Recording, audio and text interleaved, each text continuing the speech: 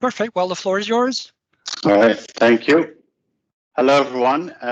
Good afternoon, good morning, wherever you are. My name is Casper de Jonge. I'm a program manager at the Power BI team. Unfortunately, virtual this year. I've been to the actual user group in Paris once to present, which is probably better than me standing at home here. I'd rather be there.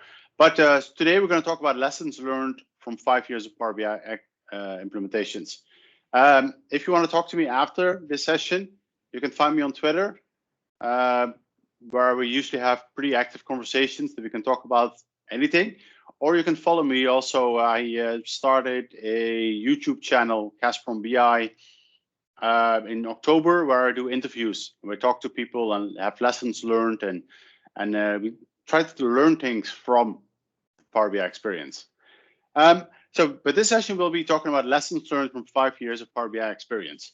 And what that means is, what we have is, I am part of the Power BI CAP team. We are, as my colleague Adam Saxton, probably all know him from the guy in the cube, we are a small team of elite ninjas, and we work with some of the largest customers on their toughest problems. We are the Power BI tip of the spear. So usually we see problems and we see things and we see patterns emerge way before most of the other people that are actually starting to work Power BI, because we are early. And we've been doing this for about 6 years now. We gather all the feedback, we gather whatever we see from this information and gather what we see from Power BI. And then we provide this feedback to the Power BI team. And we don't just provide feedback to the Power BI team, we also make customer stories out of it, because the best thing probably for anyone to have to learn and to see what others are doing is to actually read their story. So if you go to the link on the bottom, and in the end, I'll share these slides, so you can go and click them, but aka.ms/Power BI stories allows you to see many of the customers that we've worked with and see what their patterns and practices are. There's many more things that we have, like there's a guidance documentation on the Power BI help site that my team is working with too. I think right now at this moment, my colleague Matthew Roach is presenting on another track. He's also part of our Power BI CAP team. So we have some pretty amazing teammates. So Matthew Roach is one of them, Chris Webb, Adam Saxton, and yeah, we talk to customers. Today we're going to talk about some of these things that we've learned over those 5 years. And we're going to talk about the 3 main lessons that we've learned. 1, adoption, and that's really a hard one. Common problems. What are some common problems that we see every day when people working with Power BI? And then finally, we start talking about lakes, data lakes, lake houses, whatever you want. It is hot. What are we seeing, and what are the things to keep an eye out for? So let's start about adoption. Let's start about a quick overview of where we are today about Power BI, because it's important to understand what we want as a product, where we want to go, and what the goals are, to really understand also how to best use Power BI. The main thing that we want to do with Power BI is for you to drive a data culture in your organization. And that means everyone in your organization can use every decision at any scale and make an informed decision by using data. You've probably all seen it. I mean, things are going pretty crazy. 6th year of rapid growth. You see, these are actually the growth numbers of Power BI. Over 260,000 organizations are using Power BI. And the graph on the right is kind of an indication of how fast Power BI is growing. It is a global Power BI service. It's over 50 data centers worldwide, 43 languages, including some national clouds, US government, China, and Germany. But anywhere in the world, you can start using Power BI. A thriving community, including one of that we have today. We have over, actually the numbers are a bit old, but 1.4 million community members, 300 plus independent Power BI user groups.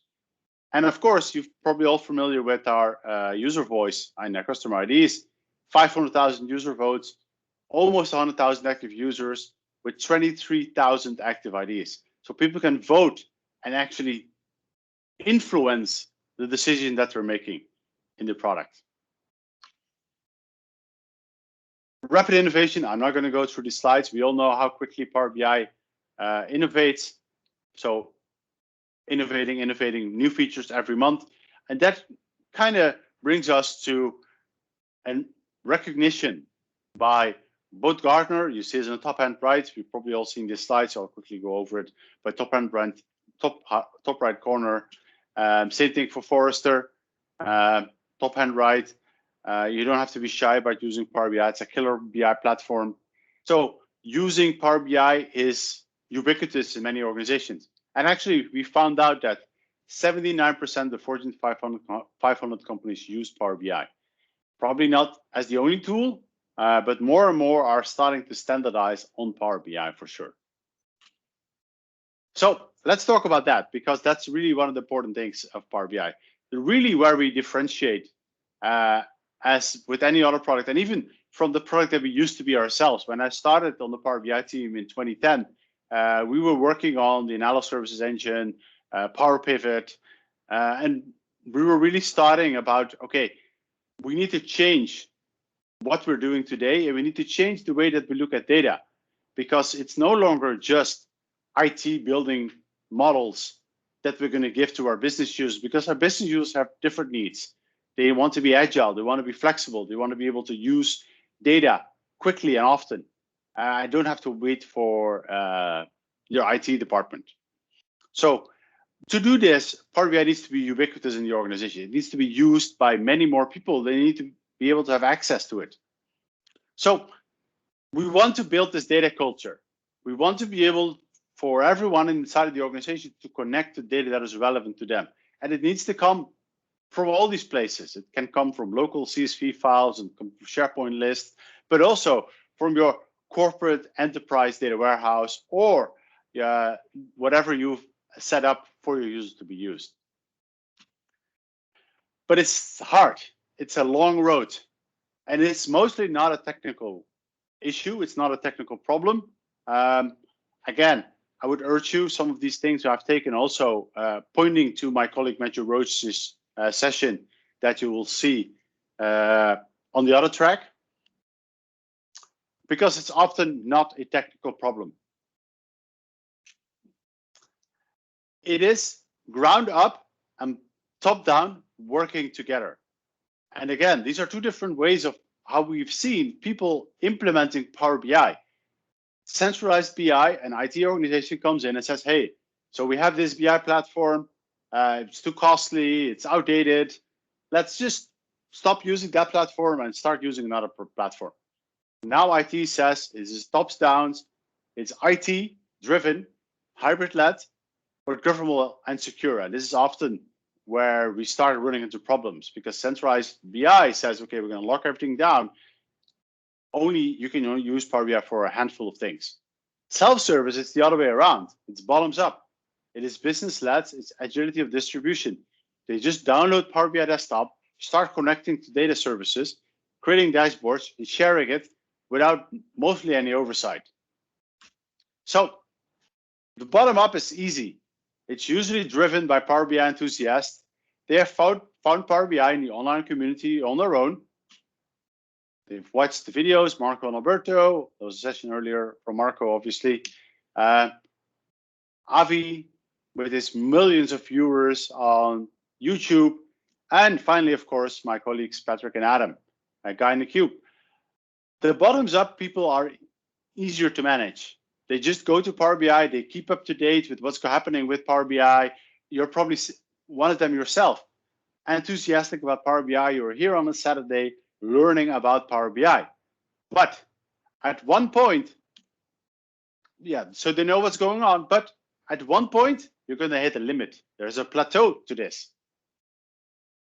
Okay, because at one point, IT is going to come along. So in order for you to grow Power BI further into your organization, again, making it ubiquitous, you need IT to support it. But as soon as they start coming to the picture, they start worrying about lots of other things that probably as a business user, you've never thought about. Security, data sovereignty, GDPR, data loss, governance. How can we handle this? Luckily, Power BI has a lot of answers for these, but these are things that you probably don't actually come in with a lot. You don't come into contact with these things a lot because they are hidden on the fringes of Power BI. They're not visuals, they are not DAX measures, they are IT security features. Power BI supports that, but you probably don't know what you can do here. So Power BI helps you protect your data. There's network security, there's data loss prevention, there's certifications, there's governance, there's data encryption. There's a white paper out there, and I'll share you a link with it in a second. It's called the Power BI Security White Paper. Send that to your IT department, because that is how you'll be able to go over and convince them that even the IT organizations, centralized Power BI can also be governed by them. The most important thing is, okay, what do I tell my security team? So we're having these tough discussions around, okay, can I use Power BI? What's going to happen? How can I do it? Well, first of all, you can tell them, okay, well, if we already have Office 365, if we already have something like Outlook and all of these things, you can have the same security setup once, and then you can use them all the others as two inside of Power BI. So you have org-wide authentication security. You can use two-factor authentication. You can use conditional access. You want to encrypt your data so no one else can see it. You can bring your own keys to Power BI and encrypt your data. IT will be happy about this. Network security. They want VNets, they want service tags, they want private endpoints, so no one else can look and to come into your Power BI. Power BI supports these things. Just tell your IT department, okay, so you have your data source that is sitting inside of a special VNet. Use VNet support to connect to it. You want to not just open all the firewalls to all of Azure, but just to Power BI, you can use service tags. You don't actually want to use the public internet to connect to Power BI, use private endpoints. So a very sophisticated network security tool available in Power BI. Data residency. You're a big multinational organization and you have people working with data all over the place. People in Germany, obviously people in France, people in the US, and you want to keep that data there. How do you do it? Well, you can do this by controlling data residency. Okay, with multi-geo. Full auditability too. Can I connect to all? Can I see what's going on? You can use the auditing logs to connect and see all the data that is happening out there. Who's looking at reports? Who's looking at dashboards? Who's uploading data? What are they doing? Auditing is fully available and fully there, either through the Office 365 logs, or you can download them through APIs. And soon will also allow you to export these logs to Azure Log Analytics too. Data loss prevention. We're integrating with management information protection, and you can label your Power BI desktop files. You can upload that to the service. When they start downloading data, you'll be able to trigger alerts or even block the download when you have your most highly sensitive data. And also, they take a Power BI desktop file, they share it with someone outside the organization. If it's managed with MIB, that is not possible. So how can I make sure my data doesn't go anywhere?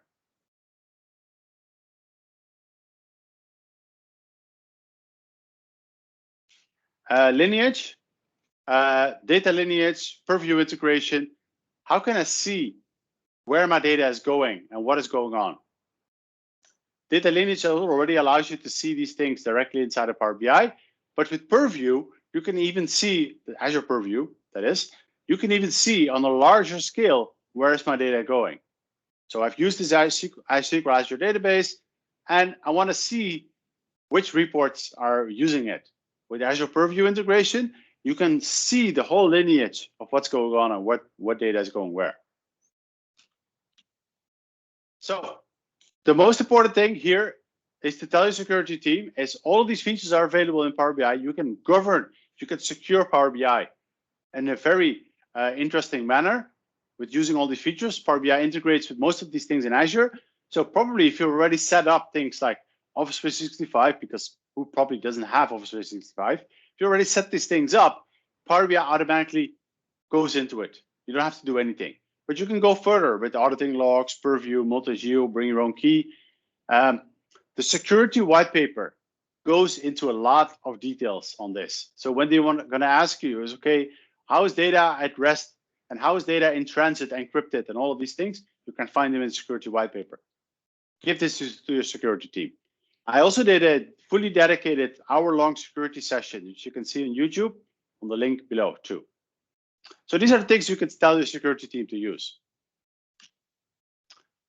But so another question is obviously, so now that we've got Power BI secured and it's out of the way, now IT is going to tell them, well, it needs a single version of the truth. Because we often struggle with self-service versus central management. How can we govern this data? What problems will we face if we just open things up? We're going to lock Power BI down. And immediately the thing that happens when you do this is, okay, you will see the increase of export to Excel ramp up. How can we get the data out then as fast as we can? Because as soon as you start tightening things down, it leads to users doing it themselves and finding other ways to get to the same data. So again, how can you govern the data? How can you make sure that people are using the right data? And how can you figure out what's going on? So instead of locking everything down and telling people no, embrace and support them. And again, we've seen this time and time happening that whenever organizations start supporting and embracing, and my colleague Matthew Roach will hammer on this in his session too, when we start talking about Center of Excellence, but embracing and supporting is key here. So you can publish certified data sets in Dataset Hub. And that means users in your organization that want to connect to data actually have access to data sets that you have created for them or your IT department has created for them. Not just in Power BI, but also in Office, in Excel. Sensitivity labels, we already talked about this, but sensitivity labels and management information protection can help you prevent data loss prevention. Cloud App Security, another Azure feature that we tie into, allows you to set up rules and detect malicious attempts. Like for example, it can detect someone is connecting to Power BI from a non-governed environment. We want to block any attempts for people doing so. So you can set up many different rules and detect malicious attempts of people connecting to data and exporting data using Cloud App Security. So instead of embracing, support them. But it's not all technical. So we looked at a lot of technical things right now. And obviously, we're all pretty technical, at least I am. And often the technical things are the easiest solution. But your analysts and users also need to really embrace it. And it's more than just technical because change is hard for everyone. You just, especially when it's top down, analysts and their users, right? The analysts are building things and their users are used to doing things one way. They probably already use Excel or maybe a competitor, and they're building reports that look like this. And they've been running their reporting environment to their CIO or CFO for the last 15 years looking like this. And they've prepared those meetings. Actually, my manager, Mark Riguera at Microsoft, used to be a finance user, a finance director at Microsoft for the last 20 years. Then he came across Power BI and really changed the way he did things. And he loved it so much that he joined the Power BI team. But they're running reports like this for the CFO. And then there are questions asked. And they have like 20 pages, tab pages prepared for any questions that came up with them. So, but with the coming of Power BI, they were actually able to change their report looking like this to a report looking like this. And with all the cross-filtering, the highlighting, they didn't have to prepare all those additional tabs anymore. They were just able to do things differently. But it is not that easy. It's hard. Someone needs to help them on this path because you just cannot give someone different tools and tell them, oh, you just have to change the way that you work. So roles will change. And instead of them mashing numbers in Excel and copying and pasting data every month to be able to get the things up and running, they can now create Power BI reports. They can spend their time analyzing data instead of preparing data. But you need to guide them on the way. You need to help them. And we've definitely seen this. Actually, if you go to my YouTube channel, I did an interview with one of our biggest customers on how they've set up and how are they successful with Power BI. And the reason that they're successful with Power BI and rolling out to Power BI within our organization is by building a community. And again, my colleague Matthew Roach is talking a lot about this. We're just going to touch briefly on this. He has an hour-long session on this, so definitely check that out if that is also of interest for you. But building this community help, and we saw before, right? Your self-service users, the people who are already enthusiastic, probably all of us here on the call, are enthusiastic about Power BI ourselves. We go to YouTube, we go to user groups, we find things out, but not everyone in your organization is that interested in Power BI. They want help from their organization. So the analysts need to have a place to go for help. They need training. How do they model? What are best practices? How do you visualize data? How do you make sure you're not putting 50 things on the report page? Where can I find data that I need for my organizations? In my organizations, we connect to SAP this and SharePoint here and feed that. What are some best practices that we can do within our organization? So becoming proactive instead of reactive. How do we tell and guide our business users upfront to do certain things in a certain way instead of after the fact? They are complaining about Power BI being slow, or they're not able to access the data, or don't know how to do things. We could have helped them up front with best practices and things like this. New features. I am on the Power BI team, and for me, it's hard to keep up with all the features that are happening all the time. So the same is for your business users. So which things are important for your business? What are the things that they need to know, and how can we help them understand what is important and how is it impactful for your business?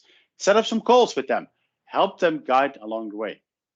A Yammer Teams community to interact and share. Even within Microsoft ourselves, we have about a group that we manage for the Microsoft internal field, and we have almost 4,000 people on that Teams site that we help and share on how do you do things with Power BI. So this is something that a center of excellence can provide. And again, my colleague Matthew Roach, the link to his blog, he talks about it in the blog. He has a YouTube channel too about it, where he talks extensively about it. And again, you can look at the recording too for a session, mostly about how to build a data culture. And finally, you're not going to get anything like this if you do not get leadership sponsorship. And again, for them, it's also a hard challenge and a hard sell, because they have to start looking into data differently too. It is not just IT doing things. It is getting to the realization that the organizations can make more out of the data that is available to them that they're doing today. We can spend analyzing data, not loading data. So they spend time analyzing the data, not actually loading the data with Excel or anything like this. So you can bring the power to business users who know their data. The culture shift starts from the top. And this is one of the things that we see at Microsoft pretty extensively. Microsoft is one of the biggest tenants that we have with Power BI, or people using Power BI.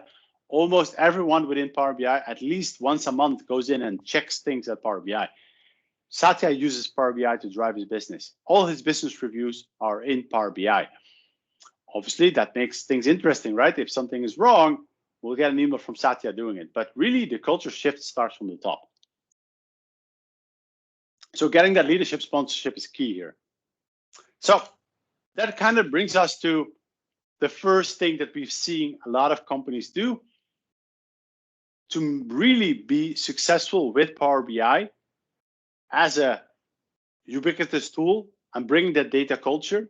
You really need to build that adoption, and you do this by creating a community, by getting leadership, by engaging your business users with what they want and giving them help and guidance so that everyone is happy and successful. So that's adoption. What's the next topic? Well, the other thing that we see a lot is, of course, technical issues. People escalate to my team. They come from Satya, they come from the big organizations, CIOs. There's problems with Power BI. And the problems are, obviously, you've probably all seen this one before. My report is slow, my model is too large, it doesn't fit in my premium capacity, my refresh takes way too long. What can I do? First thing that we see a lot is, do you really need all those visuals? 40, 50, 100, 200 visuals we have seen people put on the report page. Every visual is sending queries to the underlying data store, and it can be our in-memory engine or direct query, even worse. Everything is sending queries, which takes time. So do you really need all those visuals? And if you do, please optimize them. So there's some interesting links on the bottom, optimizing card visuals, slow Power BI reports, and something like this that we have here. Using small multiples, you can really improve report performance. But really going in and having that conversation with your business users, like, do you really need all these visuals? Can't we think about a way to look at data in a different way? And again, that center of excellence is kind of like coming through everywhere here. How can we help customers and how can we guide them on what is best and how can we make the best reports and how can we visualize things in the best way? The second thing is creating an optimal model helps. And again, for those of you who follow all the conversations on Twitter with Marco Russo and all these people saying you need to do star schema, you need to do all of these things, it definitely helps. It's not to say that you have to always do this. If you just have some, like maybe 1 million rows of data or whatever it is, it doesn't really matter. But if you start to really build bigger models, and this is usually when we start getting the escalations in my team, when they start hitting like 20 million, 40 million rows tables, you really need to start thinking about optimal model. And unfortunately, often then it's too late. They've already gone down the path of we'll just import data because this is the way we did it in Tableau, this is the way we did it in Excel. But in Power BI, creating an optimal model helps not just for performance, but also for how users are able to interact with the data themselves. Most of these other tools, like Tableau or Excel, are not really a model, semantic model that you can create for other people to use. So a dimensional schema, a dimensional model makes a lot of sense. The reason why this is so important for Power BI is it improves performance. You don't have to do all these amazing DAX gymnastics to make things work. If your model is not up to date or optimal, an actual DAX query measure will probably be complicated. And finally, it is better for your end users to be able to use it. There are some links again here on the bottom that I've shared that are really interesting and good. Probably again, if you are thinking about setting up that center of excellence for your organization, some of these links on the bottom are important. Understanding star schema. There was a live event that was done on the SQL BI team, a YouTube channel. Common mistakes in big data models. And finally, the importance of star schemas in Power BI too. So creating an optimal model helps. So what are some of the tips for this optimal model based on the things that we've seen? Model the data into a star snowflake schema. We talked about this already. Auto date time. We've also seen this happen a lot. So you're importing some data, you have maybe 20 date columns or something inside of your model. You probably don't need them all, but you just import them because they're there. Automatically under the covers, Power BI is going to create date tables. Date tables take up a lot of time, and especially if you have things like birth date, because it's going to create date table for 100 years worth of data. Okay, now we have lots of big date tables. That has taken up a lot of memory. It takes processing time when you actually go in and refresh data. So turn off auto date time and create your own date table. Only import data that you really need, and I'm not again, that's a big thing too. And again, not that interesting and not that important if you're just playing around with Power BI, you're just creating something for your own. But if you start creating models that you're going to share for more users in your organization, it is interesting for you to think about. Reducing high cardinality columns. This really, really saves a lot of memory for your model. It saves processing time. So refreshes start to become faster if you get rid of these things. Another good example of this is date time columns. You have a date time stamp in your model. Well, this is a lot of variations, right? Lots of dates, lots of times in one column, lots of variations. We don't compress well in our in-memory PrettyPack engine. So if you split them up, things become more unique and compression becomes much better. There's a tool, I'll talk more about tooling in a second, but investigate your model with 30-pack Analyzer. Go to DAX Studio, go to 30-pack Analyzer, and see what's going on. What do you have inside of your model? Do you have columns that they're using, and I'll show you this in a second, that you've used that you can actually improve significantly? Avoid bidirectional cross-filtering when not needed. Again, this is not a big one. Bidirectional cross-filtering is a modeling option that we've introduced. A lot of people start using it, but maybe you don't need it. So think about this when you start using it. Be careful with roll-up security too. People have very, very, very complicated roll-up security tips and tricks or things that they want to do or requirements. Implementing this in very complicated DAX expressions, again, is going to give you a hard time figuring out performance, because as you can imagine, when you have roll-up security built into your model and someone connects to that model, that roll-up security will be applied to every query that you send. So it's going to add complicated things to your query. Every DAX measure that you have needs to see if the roll-up security is applied. So it's going to add more complication to your query. Your DAX expression might be very simple, but with roll-up security in the mix, it becomes more complicated. Now, if you actually also have direct query turned on, then it becomes more and more and more complicated. So be careful when using RLS. So same thing goes for DAX.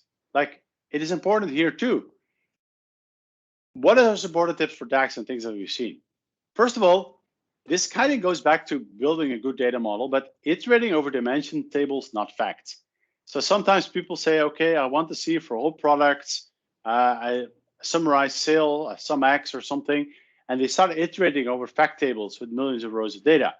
Well, in fact, they actually already have a dimension table available too, where you can just iterate over all the products there, which saves a lot of the memory, it saves up a lot of the space, so you don't have to go do this.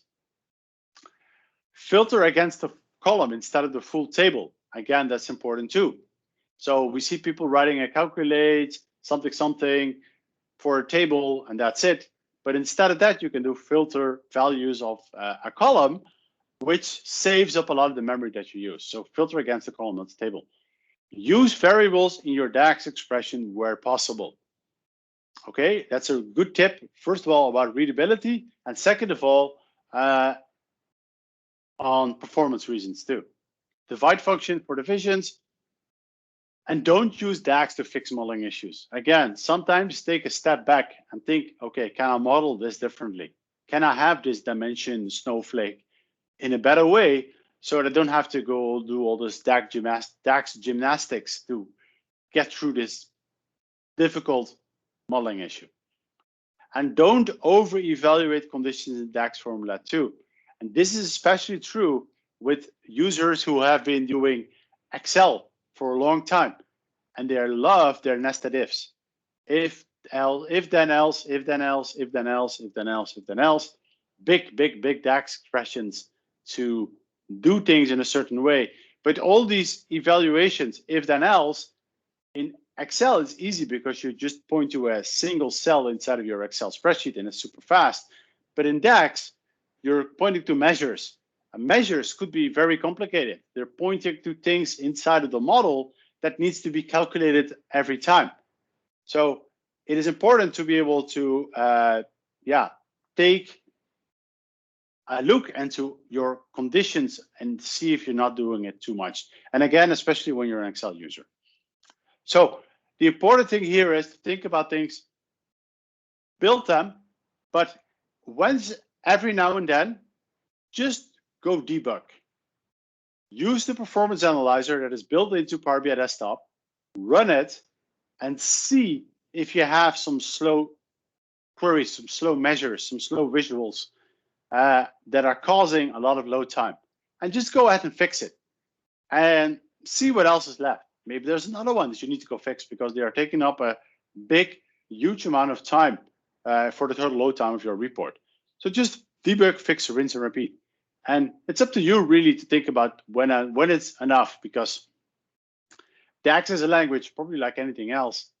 You can fine tune this until you run out of time to do things. So just think about it, be smart, debug what you need, but debug, fix, and do it again. Start again, start again, start again. Because when you fix one problem area, something else might show up later. Okay? To do this, it is important to learn external tools if possible. First of all, DAX Studio. Server timings inside of DAX Studio really is key. So you can actually go ahead here is get all the DAX queries either through the what I mentioned before, the performance analyzer. You can copy DAX queries, paste them in here, do server timings on DAX Studio, and actually see where a lot of the time is being spent. How many scans are we happening? What can we do to improve this performance? And again, there's many sessions purely dedicated on how to improve these things. Marco and Alberto have an amazing session on this to really give you the ins and outs here.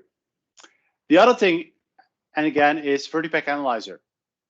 DAX is one side, but 30-pack analyzer really is going to look at the shape of your model.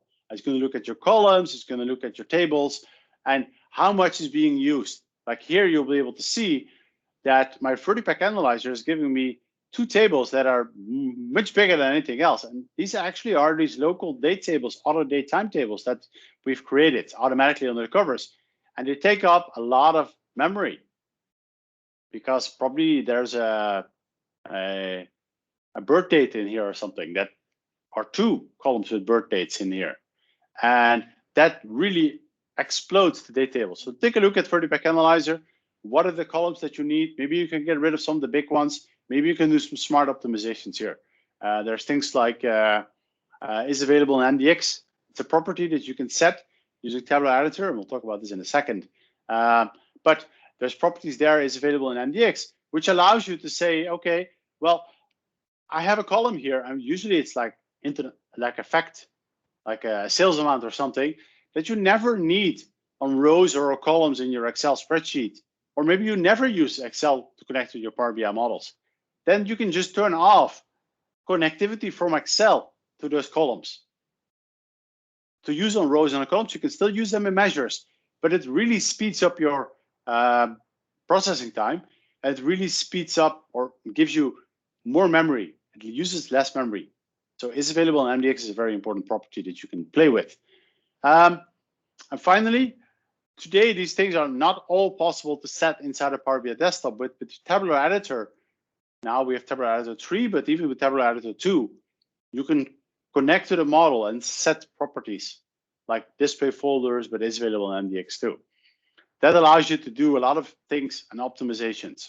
So these three external tools allow you to take Power BI to the next level. And again, I'm not saying you need this for every project, you need this for all these things, but usually when we get escalations from our biggest customers who are building models and doing things like this, we see that we are using these tools and we're needing these tools to help them along the way. The most of the things that we see, again, they didn't do a proper job of modeling. No nice dimensional model. They're just loading all the data that they think of. They never think about turning off auto date times and things like this. High cardinality columns, used a lot, improve them, make it better. And all of this together, we have clubbed together in our tool that my team has created, my colleague has created, and it's called Best Practice Analyzer. There are 50 rules in here that you can run over your model and it will check it. Some of them you even can go ahead and say, go ahead and fix it. You don't have to even do anything. The only thing you need is you need Tabular Editor, because this is built inside of Tabular Editor. But automatically you will get these 50 rules. There's a link in here, and there's actually already a version 2 out today. We keep updating it. But if it's okay, you can just go to this link and automatically send you to GitHub where you can download the rules. But over 50 rules that you can run and check on your model. So that's pretty cool. So Best Practice Analyzer is the first thing that we run. We get an escalation and they're saying, well, I bought a P1, but my model doesn't fit anymore. Even though probably with generation 2 of Premium, you will see this less because now in Premium, you have data sets. Memory is limited to data sets, not the whole capacity. So you have way more data available, but still, I have a big model that doesn't fit in my P1. I need a bigger premium capacity, or it needs to fit. Well, just run the best practice analyzer, and it will tell you a lot of things that you can optimize your model. DAX is slow, again, do the same thing. Run it, and we'll see what are things to improve on. Sometimes it might be a bit overwhelming because there are lots of rules, over 50 rules, and you get lots of columns, so you can have 200, 300, 400 hits on here. But still, it is one of the things that we always run when we get an escalation happening here. All right.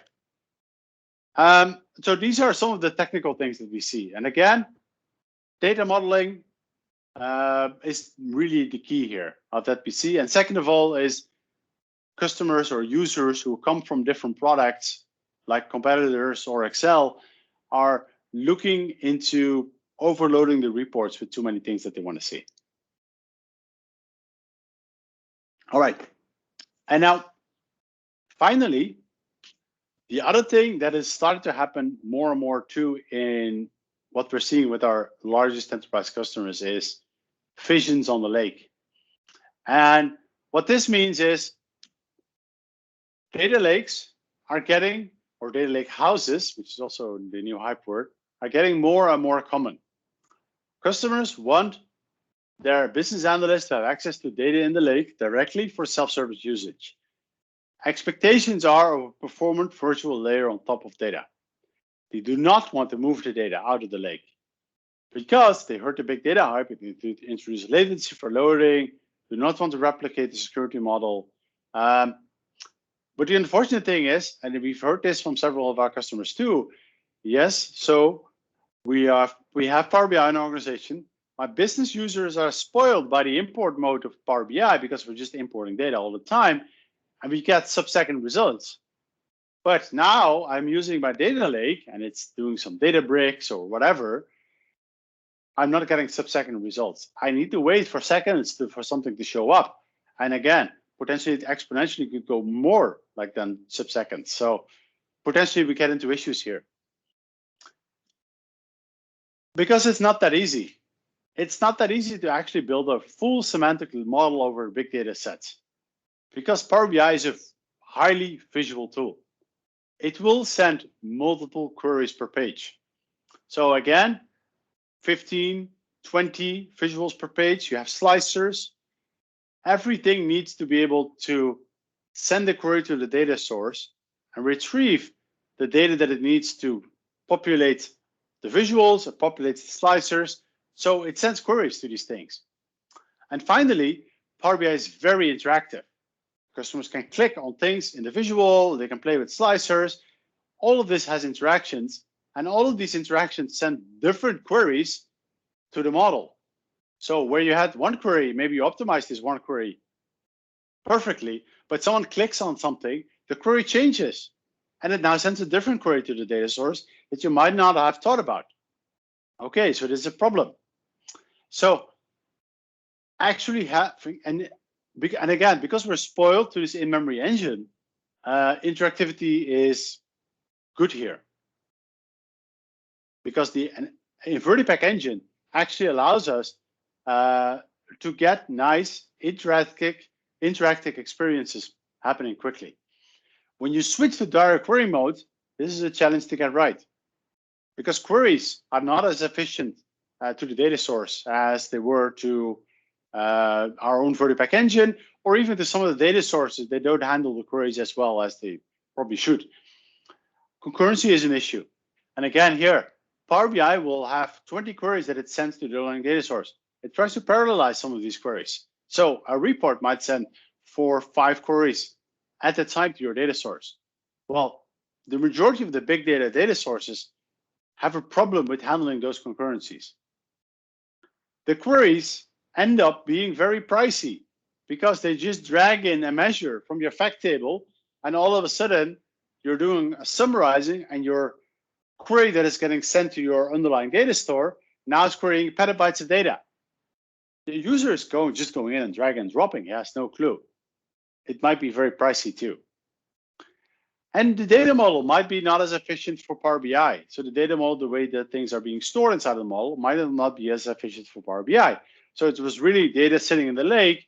You can connect to Power BI, load it in, and everything looks okay. But once you really start creating bigger models on top of it, it starts to become a challenge.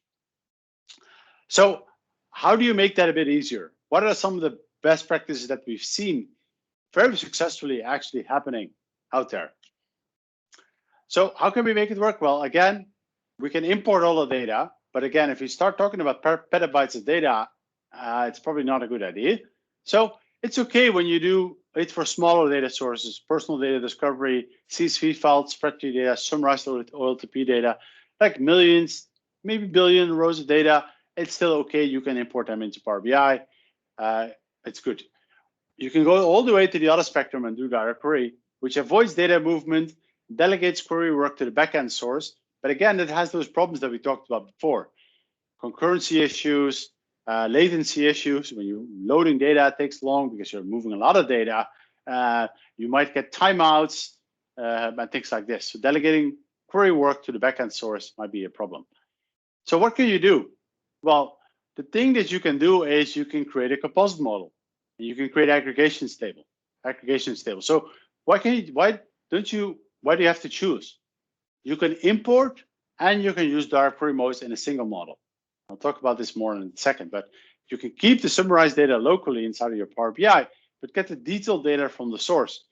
And now, immediately you can start making, instead of petabytes of data, maybe you just import 100,000 rows or maybe 1 million rows of data in your fact table. And maybe you can import your dimension tables. You can optimize for use cases that are used a lot.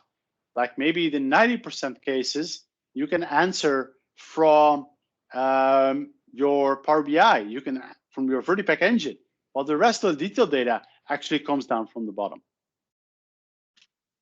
So usually what happens is when you start talking about big data sources or things like this, it is a BI team who comes in that actually helps and builds this central semantic model.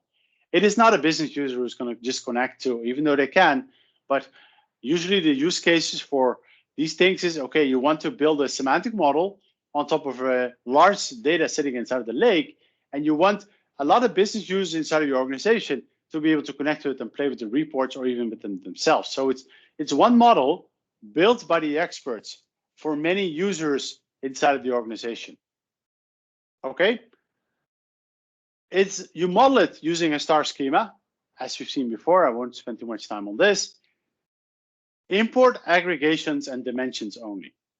Again, I have a session purely on talking about understanding direct query and understanding aggregations on my YouTube channel, but importing aggregations and dimensions only gives you a subset of the data.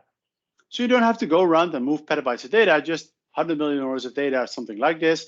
You can create materialized views, you can create indexes, you can create things that are optimized for loading that data inside of your data warehouse or whatever you have that is really fast and quick. And then the end result is also that 95% of your users will be able to get the imported data and connect to VertiPack and get the fastest results that they can get. Now, finally, you can use direct query together with those aggregations when you're rather using Synapse or any other data source for the details. So again, the users don't see anything. You have aggregations defined in your model. Your business users just go to your model. They see the diagram view, the field list on the right. They just drag and drop, and they have no clue whether or not they are actually connecting directly to the underlying data store or to the imported mode inside of Power BI. So it just works. Obviously, as IT team, you need to optimize both. You need to make sure that the model, the imported model is fast, and also that your direct query is optimized in such a way. There's also a new feature that was recently released when you want to have real-time data happening too. It's called hybrid tables. There's not much more information on this yet, but it will be coming soon. It was recently released at our MBAS.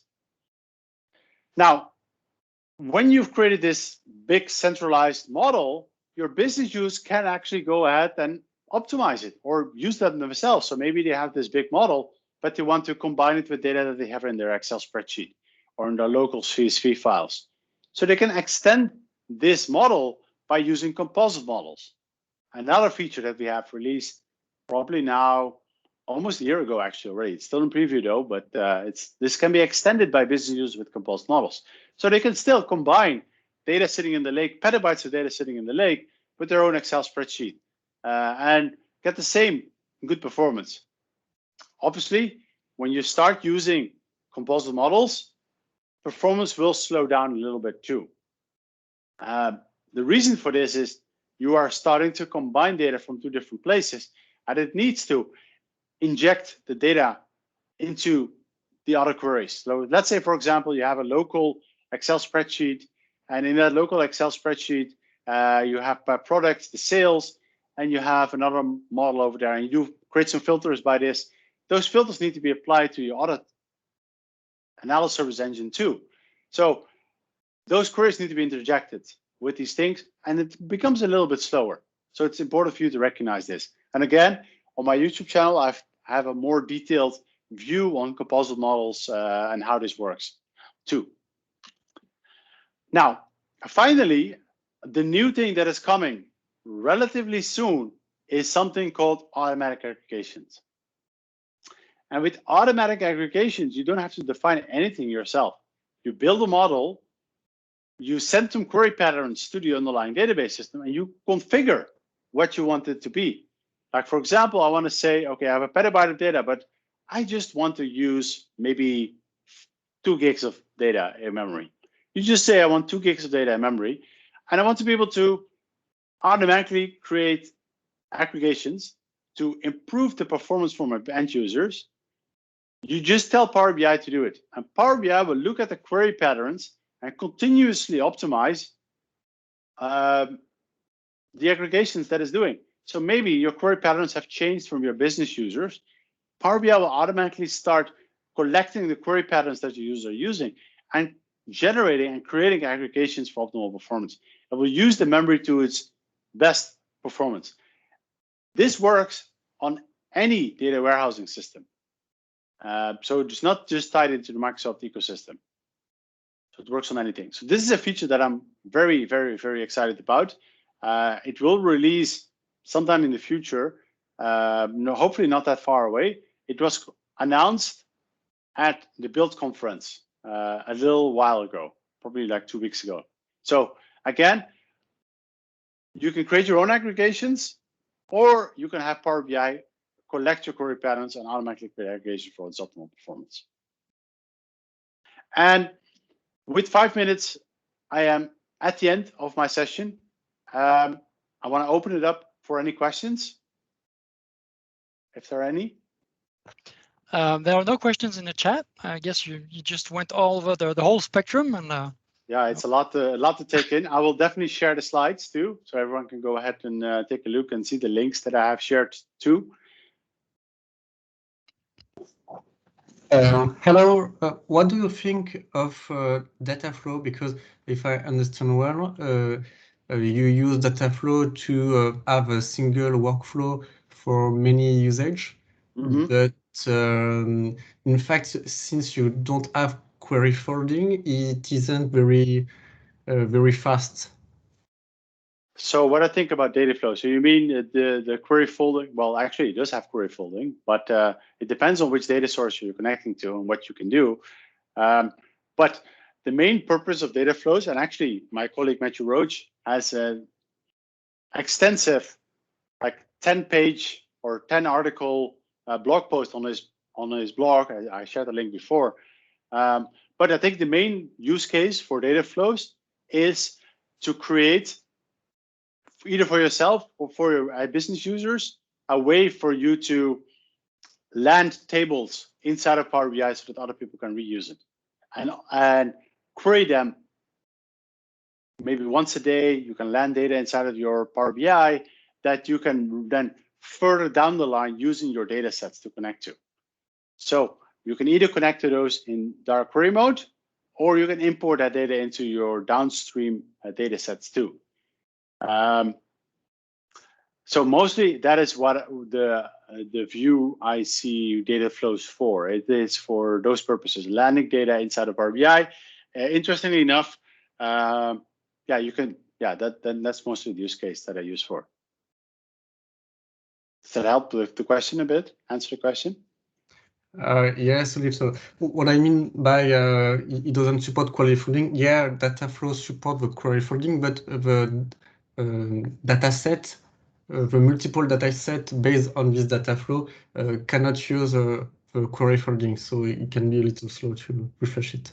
Yeah. Yeah, you need to import it. I think actually you can use composite models these days. So you can have direct query on top of multiple different data flows. So then you don't have to import the data inside of the data flows. But I think in general, is that the best way of doing things? I am not so sure. You're building, in short, what you're doing here is you're kind of rebuilding your data warehouse, data mart with data flows, which is possible, but it's not the optimal solution for today. There might be something coming down the line that actually improves this scenario, but I can't say too much about this yet. Okay, we have 2 more questions. For you, what is the most important lesson to keep in mind while creating a Power BI content? So last question. Yeah, let me think about creating Power BI content. I think for me, the main thing, like, let's talk about it. Let me think. I think the main thing, what I want to see, because usually we're talking about technical problems, understanding the data model, understanding how Power BI stores data and how you can model data. It improves your life in everything that you can think of. It gives you better performance. It makes DAX easier. You use less memory. Optimizing the way that you store data, the way that you create your model, the way that you create your relationships, dramatically improve when you create a good model. We always come back to foundations, right? Yes, we always come back to foundations. And then maybe I do want to give 2 answers. The other one too is that adoption that I hammered about before. Because if you really want to roll out Power BI in your organization, you cannot let people do it alone. They have to actually get this community built around them so that they can be helped. Okay, and there is one last question. Is direct query by design a long-term robust architecture? Is direct query by design? I definitely think so. But it really depends on what data source you're using and what you're using it for. I think direct query alone is a challenge. And again, you can make it work. We have customers who are be able to make it work, but it is not that it's simple and not that easy. So you really have to think about that before going down that path. Direct query with aggregations. Now we're starting really to talk. So I really think direct query with aggregations is really the best way, the best robust architecture at this moment in time. Okay, well, we've reached the top of the hour, so thank you again. Thank you, everyone. We'll meet in the cafe channel to have further down the conversation further down the road. And in the meantime, thank you all for showing up. Thank you again, Casper. That's a really great session, great insights, and loads of experience that you guys built on. And we'll revisit your session every once in a while just to refresh and learn a bit more. Okay. Yeah. All right. Thank you, everyone. You take care. Bye-bye. Bye.